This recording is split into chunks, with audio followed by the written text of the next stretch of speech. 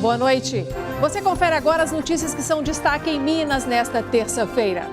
Subiu para 25 o número de mortes confirmadas por febre amarela em Minas. 99 casos continuam sendo investigados. As cidades com mais ocorrências são Nova Lima e Mariana. O clube onde 2 crianças morreram afogadas nesse domingo em BH amanheceu interditado. Goleiro Bruno Fernandes pode demorar mais tempo para ir para o regime semiaberto por causa de uma briga dentro da prisão. E hoje voltamos a falar sobre o perigo das calçadas mal feitas ou sem manutenção. E uma pesquisa mostra quanto custa fazer a calçada como manda a lei. Estudantes começaram hoje a fazer as inscrições no SISU, o Sistema de Seleção Unificada. A Prefeitura divulgou hoje uma novidade para o Carnaval de BH. A Avenida Afonso Pena vai ser pintada de branco para receber as escolas de samba. As academias públicas ao ar livre estão por toda a cidade, mas os aparelhos estão quebrados ou não são usados. Será que esse investimento vale a pena? Temos uma reportagem especial sobre esse assunto. A criança que bate este sino que você está vendo aí está comemorando a vitória em uma luta longa e dolorosa e daqui a pouco você vai saber que alegria é essa. Mais informações sobre essas e outras notícias a partir de agora.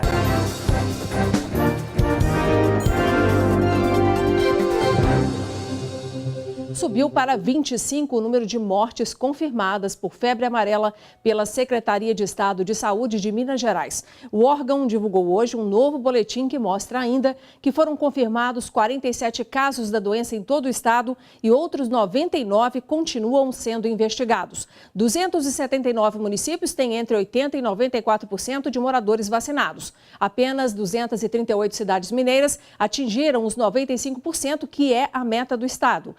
336 cidades não alcançaram 80% da cobertura vacinal. Nova Lima, na região metropolitana, continua liderando os índices com 6 mortes confirmadas.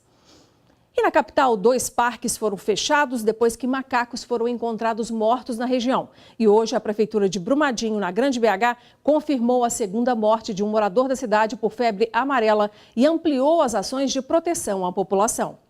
A 2ª morte confirmada por febre amarela em Brumadinho é de um homem que morava na zona rural de Aranha, distrito da cidade. Agora, são 9 notificações, com 5 casos confirmados e 2 óbitos. 2 macacos também tiveram exames positivos para a doença. Números que deixam a cidade em situação de emergência. O único caso notificado de febre amarela é altamente preocupante.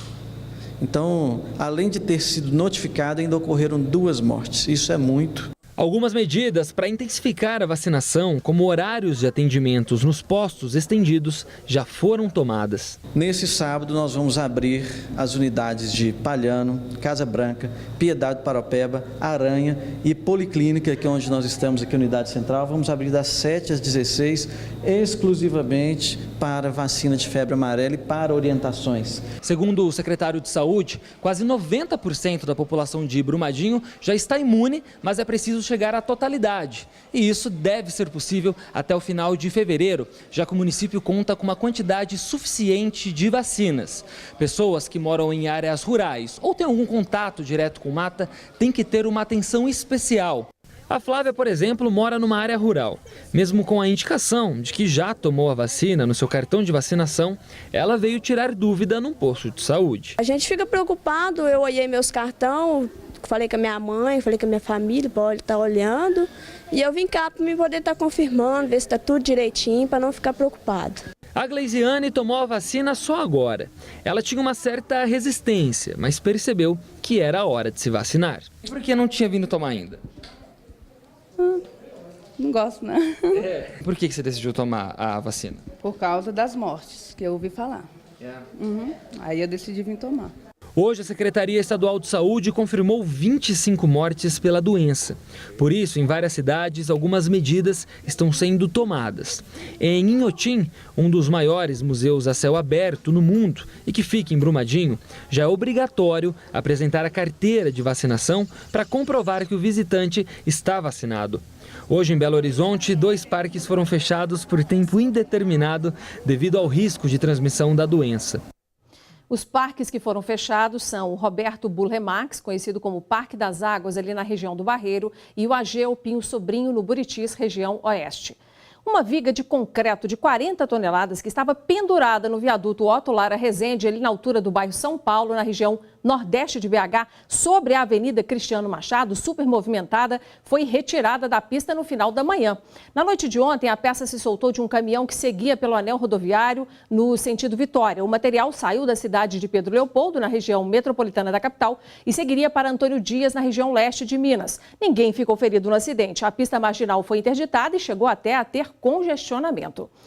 Foi interditado pela Prefeitura de Belo Horizonte o Arena Clube Matos, local onde 2 crianças de 13 e 4 anos morreram afogadas no último domingo. Quem tem as informações direto da nossa redação é o repórter Diogo Ramalho. Boa noite, Diogo.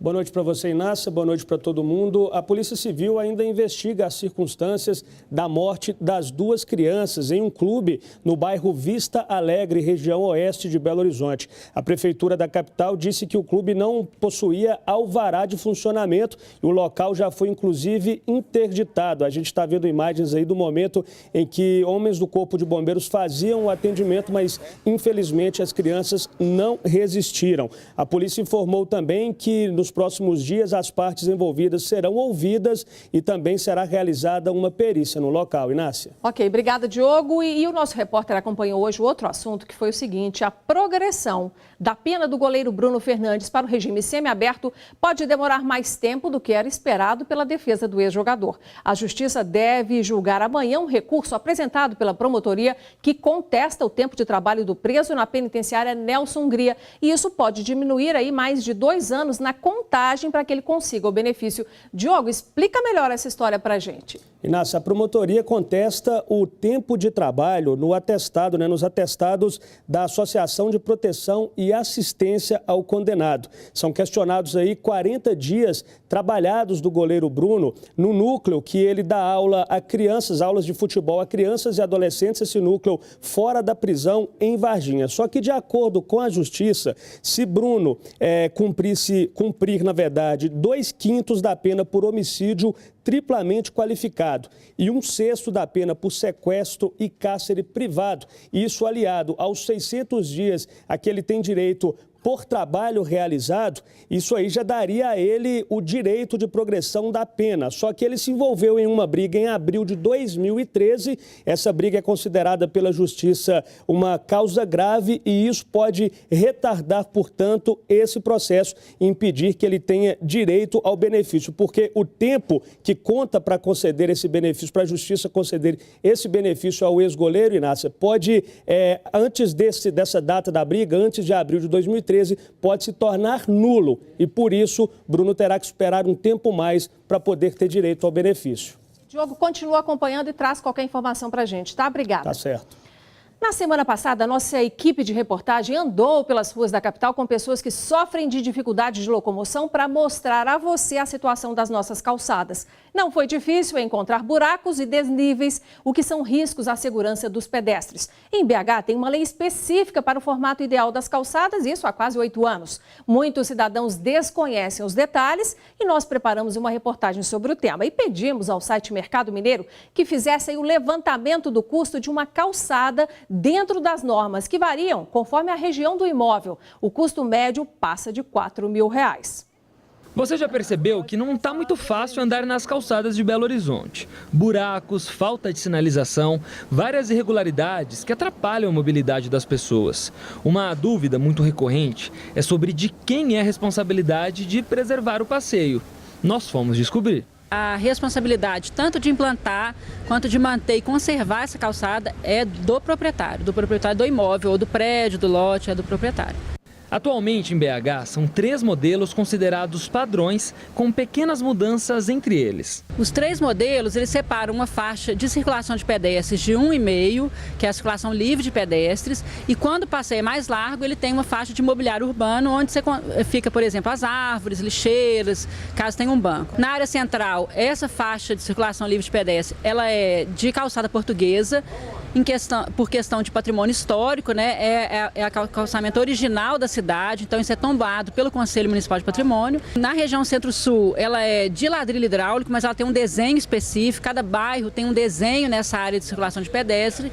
E fora da Centro-Sul é também um ladrilho hidráulico, mas ela é sem desenho, ela é lisa. Mas o número de calçadas dentro dos padrões aqui em Belo Horizonte é mínimo. No ano passado foram realizadas 20.000 vistorias. No total, foram aplicadas 3.500 multas, ou seja, pessoas que foram notificadas, mas que não arrumaram o passeio. Uma questão cultural que demanda aí um processo de educação urbana, de mobilização, mas muitas vezes é argumentada a questão de custo, né? De custo de se adotar esse padrão. A dona Fátima preferiu não arrumar desculpas e sim o passeio. Depois de uma denúncia, ela fez uma obra grande e a calçada, que era deste jeito, ficou assim. Na faixa de 10 a 11 mil reais. Eu realmente estava errado, então deu um trabalhinho e perdi um pouco da garagem, mas tô dentro do limite, né? Para deixar o passeio nos padrões exigidos pela prefeitura, você não vai gastar o mesmo tanto que a dona Fátima, mas vai ter que desembolsar um bom dinheiro. Nós fizemos o levantamento, deu mais de R$ 4.600 um custo final pelo preço médio. Claro que o consumidor, que é o cidadão no caso, ele pode fazer muita pesquisa de preço e cair em torno de 20%, 30% desse valor. Esta imagem, feita pela Conep Consultoria, ilustra com clareza um modelo de passeio para um lote de 360 metros quadrados. Um dos itens mais caros é este aí, o piso em ladrilho hidráulico tátil. 1 metro quadrado pode ser comprado por R$ 105.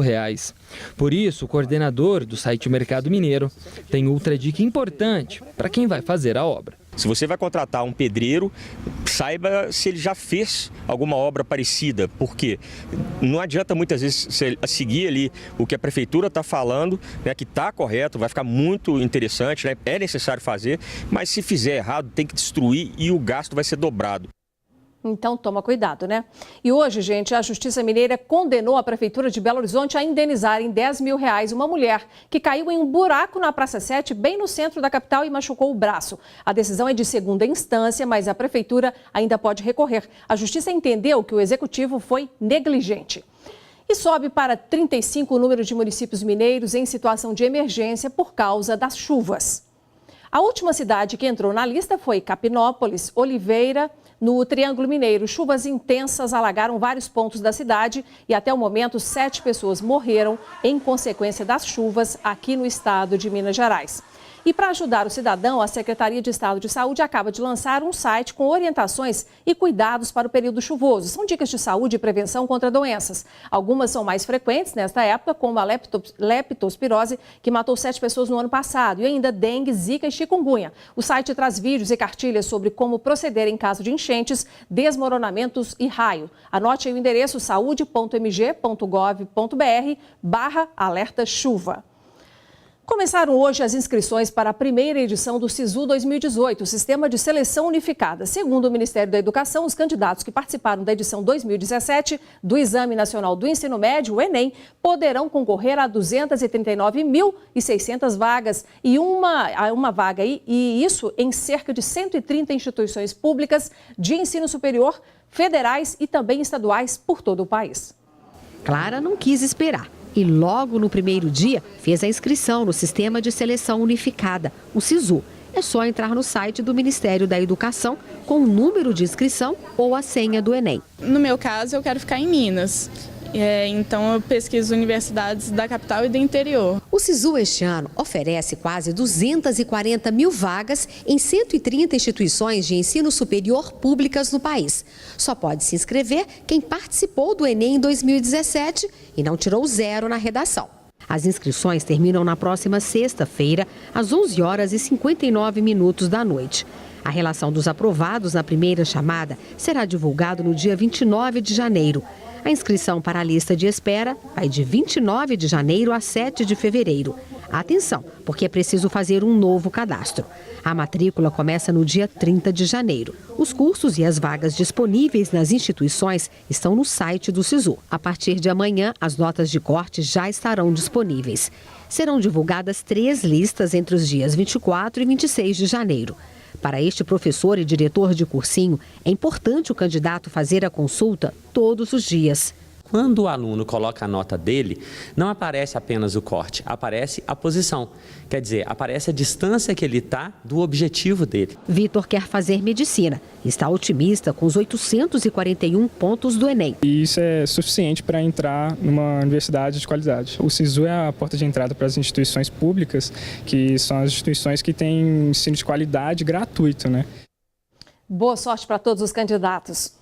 3.600.000 foliões devem participar do Carnaval de BH neste ano. O número é pelo menos 20% maior do que no ano passado e a festa já é considerada a maior da cidade. Na programação oficial, 480 blocos de rua cadastrados vão fazer cortejos pela capital. Os foliões também vão aproveitar a festa nos 9 palcos espalhados pela cidade e ainda acompanhar o tradicional desfile dos blocos caricatos e das escolas de samba. E tem uma novidade, a Avenida Afonso Pena vai mudar de cor neste ano. 3.600.000 foliões nas ruas da capital mineira durante o período oficial do Carnaval. Essa é a expectativa da prefeitura da cidade. O Carnaval vem evoluindo. Carnaval é receita. Carnaval é uma coisa importante para a cidade de Belo Horizonte. Carnaval é alegria. Belo Horizonte vive uma enorme mudança e hoje ocupa um lugar importante no Brasil por conta do Carnaval. A movimentação financeira do período momesco deve alcançar cerca de 637 milhões. 480 blocos cadastrados pela prefeitura devem fazer 550 desfiles pelas ruas da cidade. Serão 134 cortejos a mais do que em 2017. 47% dos blocos desfilam na região centro-sul da cidade. O restante se divide em todas as regiões. Agora nós vamos para 8 palcos e vamos para o Barreiro, que não teve nenhuma movimentação de carnaval em 2017. Agora temos palco e também temos blocos lá, estimulando a criação e surgimento e desfiles que para lá foram, como Venda Nova e outros cantos. É importante que a cidade tenha esse mote nosso de carnaval é para todos, é importante que o carnaval também aconteça em toda a cidade. Na programação para o carnaval ainda está previsto o desfile dos blocos caricatos na Afonso Pena no dia 12 e das escolas de samba na terça-feira, dia 13. E a novidade este ano é que o asfalto da avenida será pintado de branco. Os sambódromos normalmente tem um chão branco, isso reflete mais a luz, valoriza mais o espetáculo. E são avanços que a gente está propondo para poder ter um resgate desse carnaval nosso de tradição. 9.600 ambulantes foram credenciados para trabalhar durante o carnaval. Cerca de 800 garis estarão de plantão no período carnavalesco. E a segurança também será reforçada. A integração é a palavra-chave para eventos dessa dimensão e o COP vem fazendo essa articulação de forma plena. Então há uma interlocução muito forte da Guarda, da Polícia Civil, da Polícia Militar, para que haja um somatório de esforço e a gente tenha uma festa onde a pessoa possa realmente estar ali à vontade e a gente vai trabalhar muito nesse sentido. E veja a seguir, 90% dos equipamentos das academias a céu aberto em BH estão sem funcionar por problemas ou por falta de manutenção.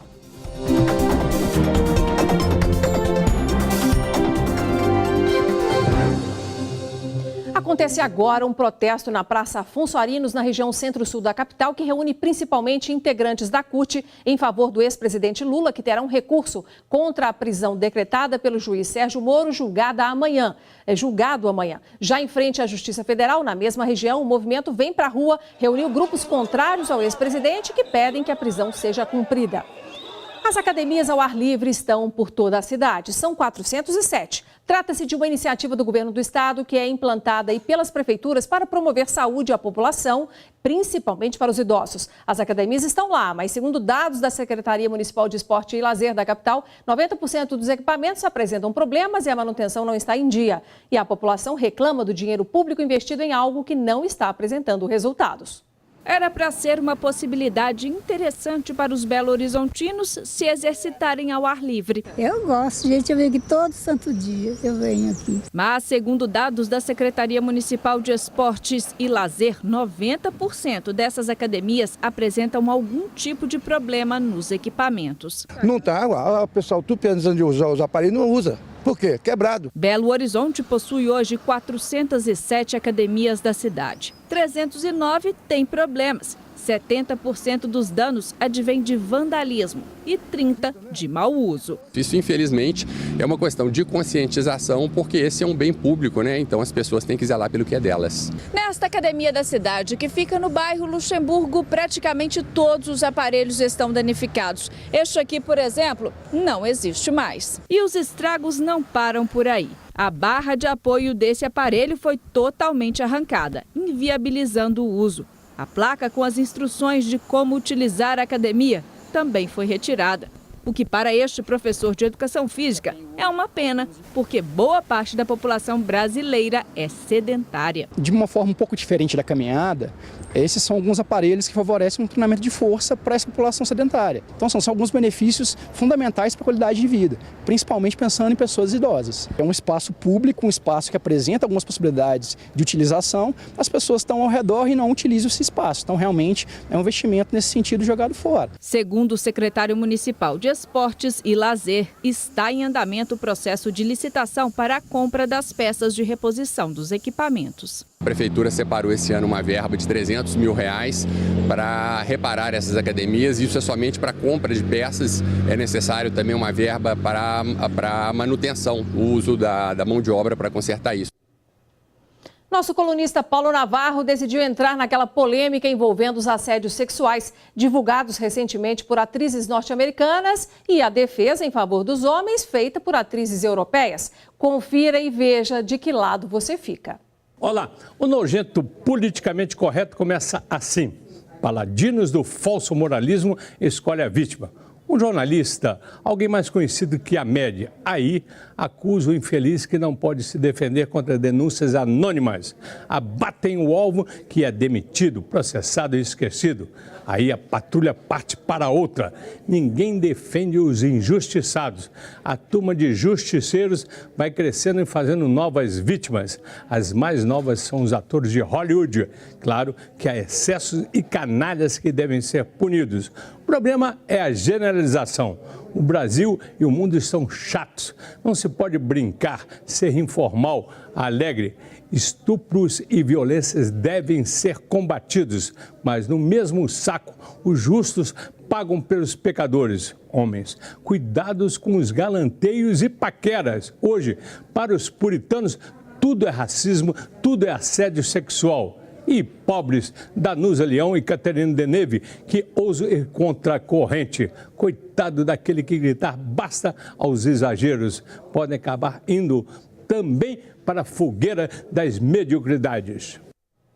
E veja a seguir, crianças celebram a cura contra o câncer e podem deixar o hospital.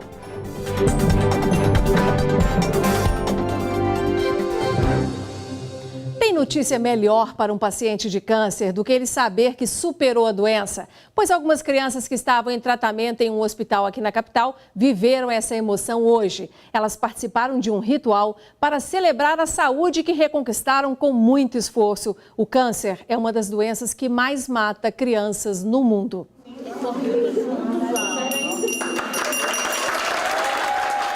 Este som era esperado com muita ansiedade pelas crianças e suas famílias.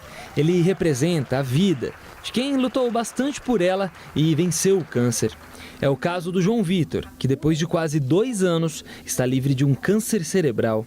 Foi difícil, mas hoje a gente está aqui para tocar o sino e falar que a cura existe, que Deus existe. Hoje meu filho é um vencedor, ele venceu o câncer não existe mais na vida do meu filho. Quem também está curado de um câncer no cérebro é o pequeno Vitor Hugo. Hoje, o abraço na mãe foi de alívio. Teve momentos assim que nós achamos que ia perder ele, eu só ficava chorando perto dele.